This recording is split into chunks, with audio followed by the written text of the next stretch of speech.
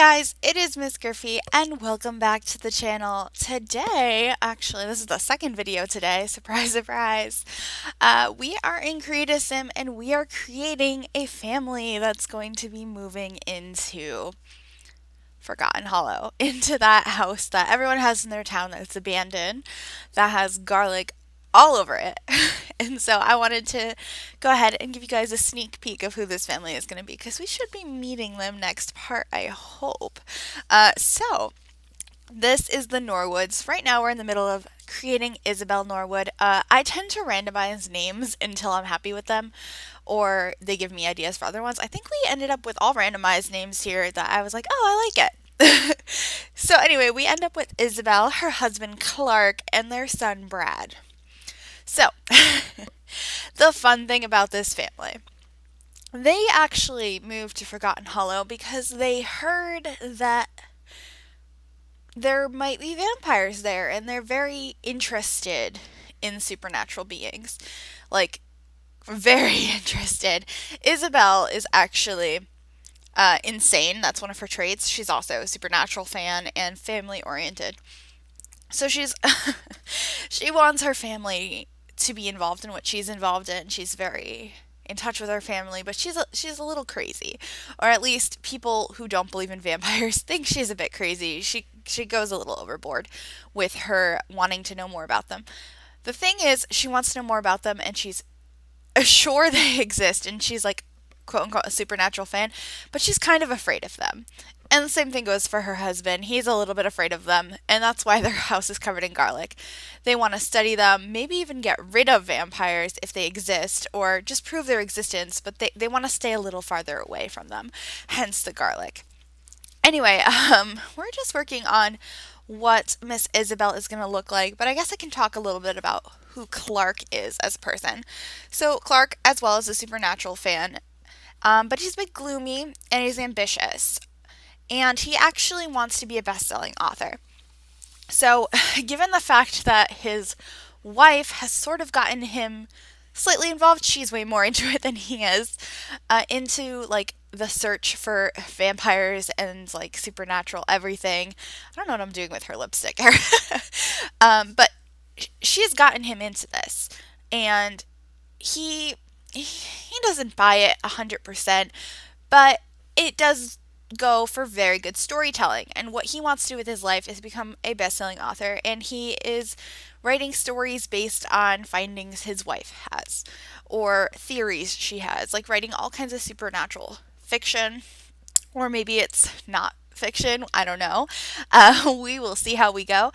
But that is who he is. He's gloomy, ambitious, and he wants to be a best-selling author. And you know, he's starting to get a little bit interested in the possibility of supernaturals.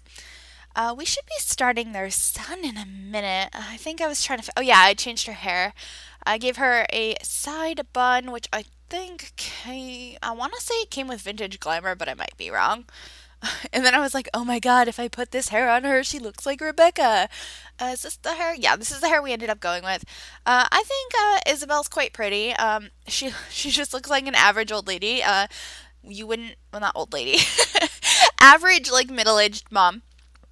Um, you probably wouldn't tell by looking at her that she's like a supernatural freak. That freak, like she's like, oh my god, did you hear there's vampires? Oh no, I can't go outside, there's this. But like she wants to know more and she's very intrigued by it, but she's like really scared.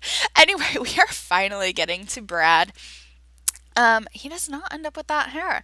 He ends up with like really long hair, and these characters will probably evolve during the course of this Let's Play.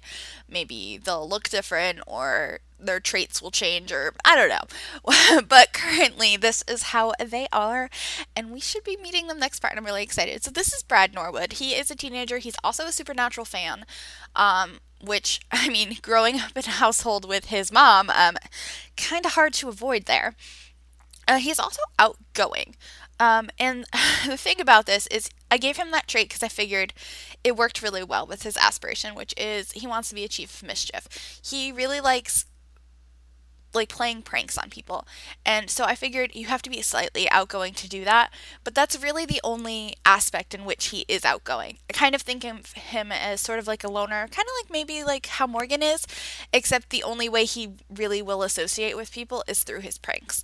So right now he does have outgoing as his trait, but that can evolve. Maybe we'll pick something that fits him a little bit better, but he's going to be a little bit of a prankster in town. So that should be quite fun. He is not afraid of vampires like his parents are. He doesn't know if they exist or if they don't. If they do, that'd be pretty cool. But he's not on one side or the other. He supports his dad's work, and sometimes he gets a little annoyed with how overboard his mom goes, but I mean, every teenager has some problems with their parents. Anyway, I hope you guys are excited to meet these characters. So, in part 11 of Vampires, which should be out on Sunday this week, what day of the week is Sunday? Um, what day of the week is Sunday? What am I saying? Um, Sunday, February 26th is when part 11 should be out. So watch out for that. We will meet the Norwoods. Somebody, maybe the whole family will go over, maybe just one person. I don't know yet. But I think it should be interesting to see how this family reacts to maybe accidentally finding out some vampires in town. Maybe Vlad or Caleb or Lilith or Rebecca or Sigrid. Like, there's so much stuff that could happen, and I'm really excited to play with them. Anyway, that wraps it up for this video. I'm MsGryphi. Please like and subscribe and do all of that fun stuff if you have not already. And I'll see you guys next time. Bye, everybody.